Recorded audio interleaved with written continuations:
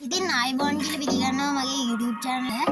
ඔයගොල්ලොත් එක්ක මම අද කතා කරන්න යන්නේ මෙන්න මෙතන ඔයගොල්ලන්ගේ ඔයගොල්ලෝ මොකක් හරි app එකක් open ඒ වගේම home touch button එක ඒ වගේම මේ recently used apps බලන එක ඒ වගේම app එක close කරන apps ටික ඒ icons ඔයගොල්ලෝ දාලා iPhone එකේ මේ තියෙන Samsung phone එකක් ඒ වගේම Samsung වෙනස් Apple phone වල වගේ ඔයාට Samsung phone එකත් හදා ගන්න පුළුවන්.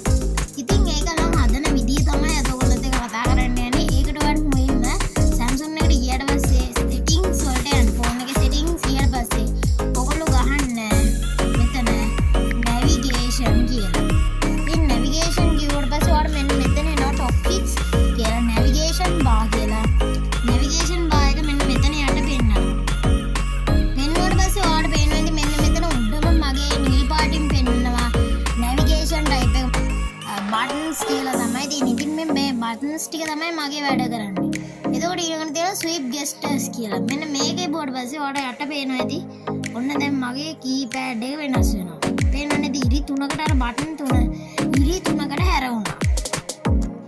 ඉතින් ඒකේ මම more options යනවා. ඔයාලට එතකොට ඒක තවත් වෙනස් කරගන්න බෑ. එතකොට මේක තමයි ඔරිජිනල් මේක. ඔන්න බලන්න දැන් ඒකත් යට වෙනස් වෙන විදිය. අර ඒකෙන් අපිට මෙහෙම කරලා ක්ලෝස් කරගන්නත් මෙහෙම කරලා ක්ලෝස් කරගන්නත් මේකෙන් හෝම් බටන් එක විදියට යොදා ගන්න පුළුවන්. අපි බලමු එහෙනම් මේ පේනවනේ දැන් iPhone එකක් වගේම තමයි. අපි ඊගේ more options යන්. එතකොට මෙන්න මේ විදියට guest එකේ sensitivity එක තියෙනවා. ඒක මේ ඔයාලට වෙනස් කරගන්න පුළුවන්. නමුත් මම නම් දෙවනි ලෝව එකට මෙහා පැත්තේ තමයි